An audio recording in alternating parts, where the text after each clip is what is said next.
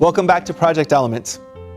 In our last video, we realized that we need power in order for Project Element to actually be fully successful. And so we started to see how we could actually create power from these elements. And the way is that churches must find new workers, they must train them, and they must feed them. Now, what about these workers? Is it sufficient for them simply to be involved in feeding new souls? Actually, they have a second work as well. They need to be training the lay members in the mission evangelism that they need to be doing. We find this in Testimonies Volume 5, page 256. It says, "It has been proved in the missionary field that whatever may be the preaching talent, if the laboring part is neglected, if the people are not taught how to work, how to conduct meetings, how to act their part in missionary labor, how to reach people successfully, the work will be nearly a failure.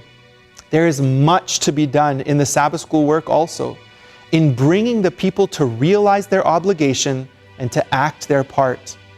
God calls them to work for Him, and the ministers should guide their efforts."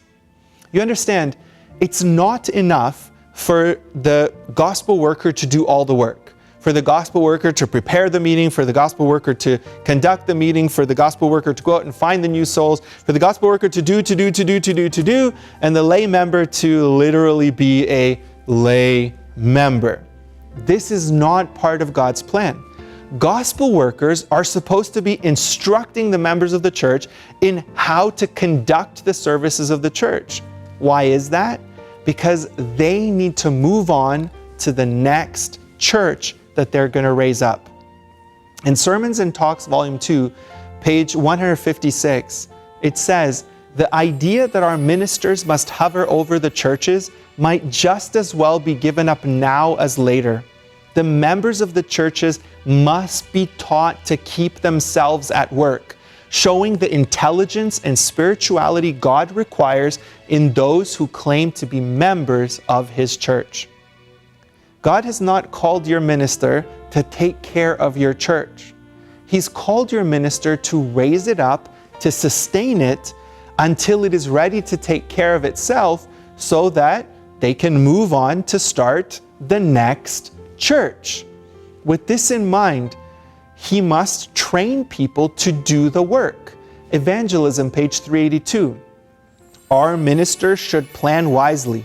As faithful stewards, they should feel that it is not their duty to hover over the churches already raised up, but that they should be doing aggressive evangelistic work, preaching the word, and doing house-to-house work in places that have not yet heard the truth.